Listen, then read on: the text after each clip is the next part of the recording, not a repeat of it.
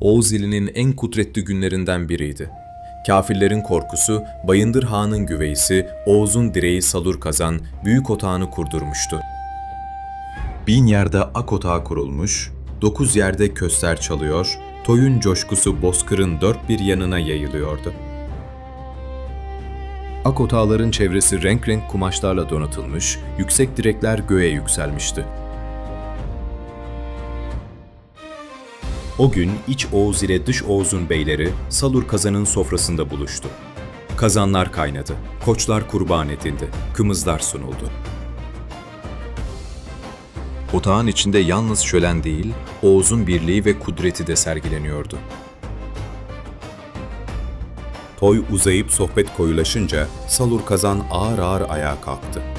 Beylerine baktı ve gür sesi otağın içinde yankılandı. "Beyler, oturmanın anlamı yoktur.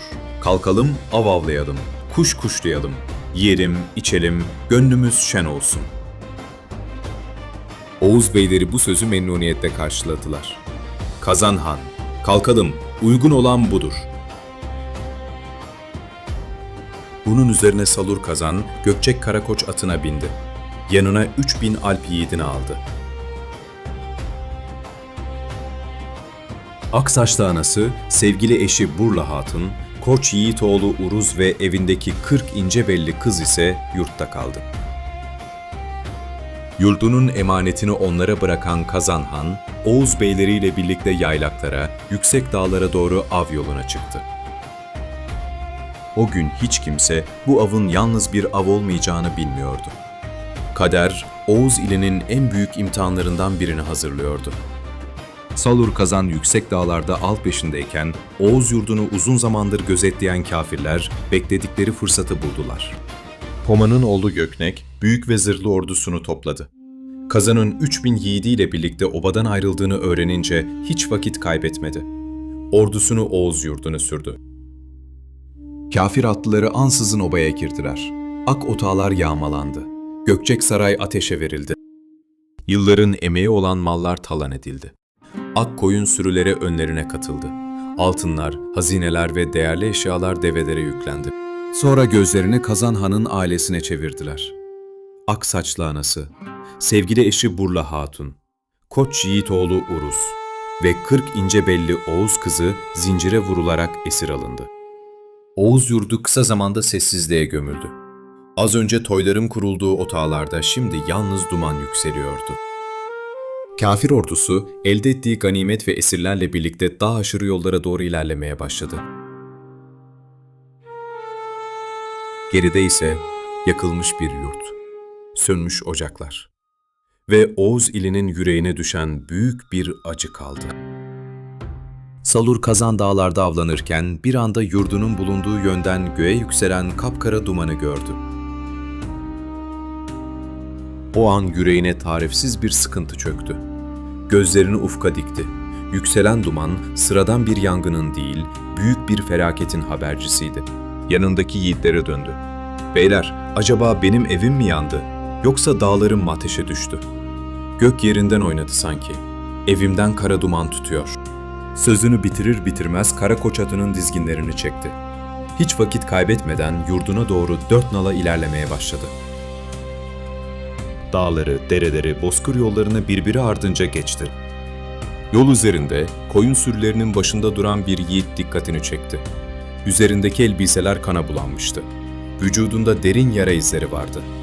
Bu, sürülerini korumak için kafirlerle tek başına çarpışan Kara Çoban'dı. Salur Kazan atından inmeden seslendi. "Çoban, söyle bana, benim yurduma ne oldu? Bu kara dumanın sebebi nedir?" Kara Çoban başını eğdi. Sesi titriyordu. "Hanım, kafirler ansızın geldi.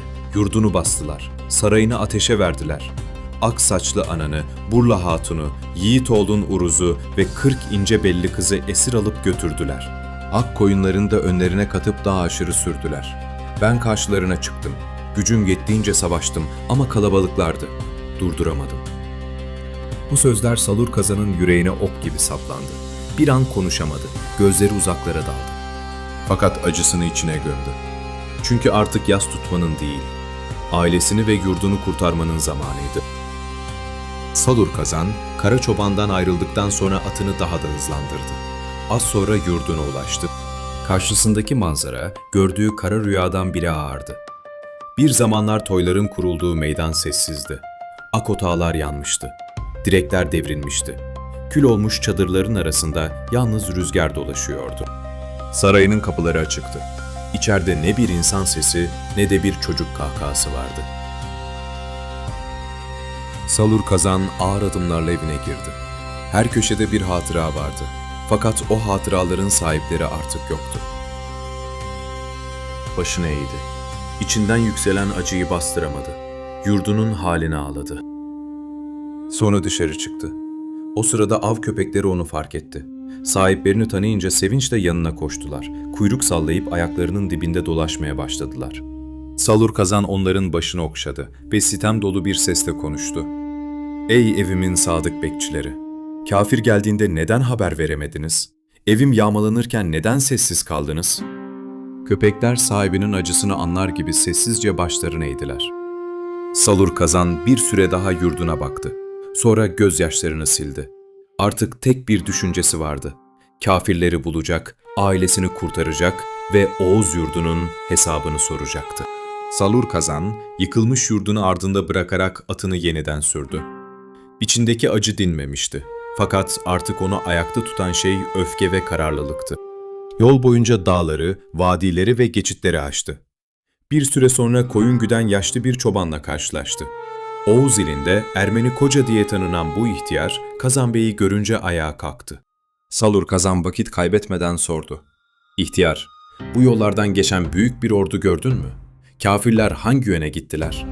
Ermeni Koca elindeki değneği uzatarak uzak dağları gösterdi. "Hanım, kafir ordusu şu geçitten açtı. Ak koyunlarını, esirlerini ve ganimetlerini de yanlarına kattılar. Eğer izlerini süreceksen vakit kaybetme." Salur Kazan ihtiyara teşekkür etti. Karakoç atının başını gösterilen yöne çevirdi. Artık önünde tek bir yol vardı. Kafirlerin izini bulacak. Ne pahasına olursa olsun ailesini geri alacaktı. Uzun süren takibin ardından Salur Kazan sonunda kafir ordusuna yetişti. Fakat yanında ne 3000 alp vardı ne de Oğuz beyleri. Karşısında ise sayıca kat kat üstün bir düşman ordusu duruyordu. Buna rağmen geri dönmedi. Kılıcını çekti. Karakoç atını mahmuzladı. Tek başına düşmanın üzerine yıldırım gibi indi. İlk saflar dağıldı. Nice kafir yere serildi. Meydanda kılıç sesleri yankılandı. Fakat düşmanın sonu gelmiyordu. Kısa süre içinde dört bir yandan çevresini sardılar. Tam o sırada kafir beyleri Burla Hatun'u ve Uruz'u Kazan'ın görebileceği yere çıkardılar. Yüksek sesle bağırdılar. "Ey Kazan! Kılıcını bırak, teslim ol. Yoksa karını ve oğlunu gözlerinin önünde öldürürüz." Salur Kazan'ın eli bir an durdu. Kendi canından korktuğu için değil, ailesine zarar gelmemesi için. İşte o an kafirler üzerine çullandı. Silahını aldılar. Ellerini arkadan bağladılar. Kalın zincirlerle sıkıca bağlayıp demir bir kafese kapattılar. Oğuz'un direği Salur Kazan. Artık düşman elinde esirdi. Demir parmaklıkların ardından yalnızca ailesine ve yurduna bakabiliyordu. Salur Kazan'ı esir eden kafir beyi bununla da yetinmedi. Oğuz'un direncini tamamen kırmak için daha zalim bir plan hazırladı. Adamlarına emretti. "Uruz'u kesin, etini pişirin, anasına ve ninesine yedirin. Eğer yemezlerse onları da öldürün." Cellatlar emri yerine getirmek üzere Uruz'u götürmeye hazırlanırken Burla Hatun öne çıktı. Yüzünde korku vardı ama aklı dimdik ayaktaydı. Cellatlara yalvararak şöyle dedi. "Bu genç Salur Kazan'ın oğludur. Ona kıymayın. Dışarıda bir karakoç kesin, etini pişirin, kanını da bana getirin. Kafirler bunu oğlumun eti ve kanı sansın. Böylece hem onların emri yerine gelmiş görünür hem de oğlum kurtulur." Cellatlar bu teklifi kabul ettiler. Dışarıda bir karakoç kestiler, etini pişirdiler. Kanını bir kaba doldurup Burla Hatun'a verdiler. Burla Hatun ve ihtiyar ana büyük bir metanet gösterdi. Kafirler Uruz'un öldürüldüğünü sanarak aldatıldı. Uruz ise annesinin cesareti ve zekası sayesinde ölümden kurtuldu. Esaret devam ediyordu. Fakat umut henüz tükenmemişti. Salur Kazan'ın yurdunun yağmalandığı, kendisinin ve ailesinin kafir eline düştüğü haberi kısa sürede bütün Oğuz iline yayıldı. Obalarda yas tutuldu. Yiğitlerin yüzü asıldı. İhtiyarların yüreği sızladı. Hiç kimse Oğuz'un direği Salur Kazan'ın düşman elinde kalmasını kabul edemiyordu. Haberi alan iç Oğuz beyleri birer birer toplandı. Aruz Bey, Bamsı Beyrek ve nice Alp Yiğit. Hepsi aynı kararı verdi. Kazan Han yalnız bırakılmaz. Atlar eğerlendi, kılıçlar kuşanıldı. Mızraklar elle yükseldi, dualar edildi. Sonra Oğuz'un yiğitleri tek yürek halinde yola koyuldu. Bağları aştılar, vadileri geçtiler. Kafir ordusunun bulunduğu yere doğru sel gibi aktılar. Artık yalnız bir aileyi değil, Oğuz'un şerefini kurtarmaya gidiyorlardı. Güneş henüz yükselirken Oğuz ordusu kafirlerin konakladığı ovaya ulaştı. Kafirler karşılarında dalga dalga yaklaşan Oğuz atlarını görünce şaşkına döndüler. Bir anda savaş naraları göğü doldurdu. Oklar havada yağmur gibi uçuştu. Mızraklar kırıldı, kılıçlar birbirine çarptı. Atlar şahlandı. Yiğitler göğüs göğüse çarpıştı. Meydan kısa sürede toz, duman ve çelik sesleriyle doldu. Bamsı Beyrek ön safları yardı.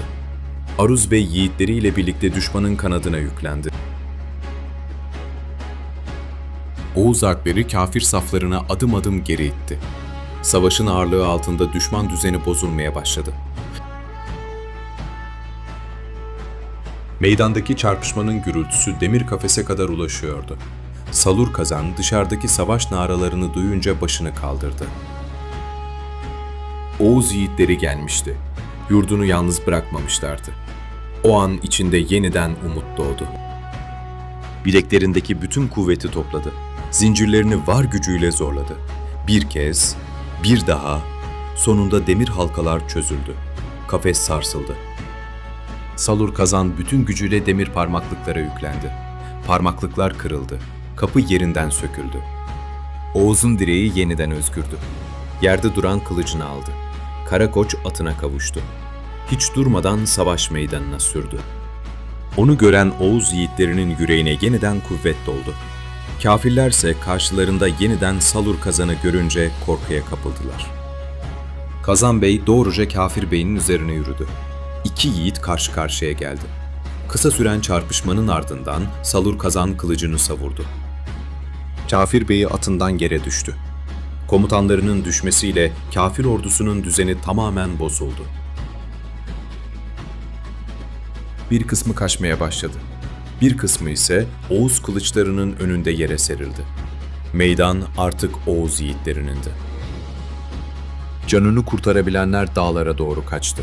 Silahını bırakanlar teslim oldu. Meydan yeniden Oğuz yiğitlerinin eline geçti. Salur Kazan vakit kaybetmeden esirlerin tutulduğu yere yöneldi. Kalın zincirlerle kapatılmış çadırların kapıları birer birer açıldı. İlk olarak Aksaçlı anasına kavuştu. Yaşlı ana olduğunu görünce gözlerinden yaşlar süzüldü. Salur Kazan annesinin ellerine sarıldı. Ardından Burla Hatun'u gördü. Esaret boyunca metanetini kaybetmeyen Burla Hatun, eşini karşısında görünce şükür secdesine vardı. Sonra Yiğit Uruz koşarak babasına sarıldı. Baba ile oğul uzun süre birbirlerinden ayrılmadılar. Yalnız insanlar değil, yağmalanan sürüler de geri toplandı. Ak koyunlar yeniden Oğuz obasının yolunu tuttu. Kafirlerin götürdüğü altınlar, mallar ve hazineler birer birer geri alındı. Yakılan ocakların yerine yenileri kuruldu. Yıkılan otağlar yeniden dikildi. Kül olan yurt, Oğuz yiğitlerinin emeğiyle yeniden hayat buldu. Bir zamanlar kara dumanların yükseldiği topraklarda artık ocaklar yeniden tütüyor, çocuk sesleri yeniden bozkıra karışıyordu. Salur Kazan ailesine ve beylerine baktı. O gün yalnız kendi evini değil, Oğuz'un şerefini de geri almıştı. Zaferin ardından Oğuz beyleri büyük bir toy kurdular. Kesilen kurbanların ardından şükür duaları edildi. Yiğitler bir araya geldi. Yaşananlar uzun uzun anlatıldı.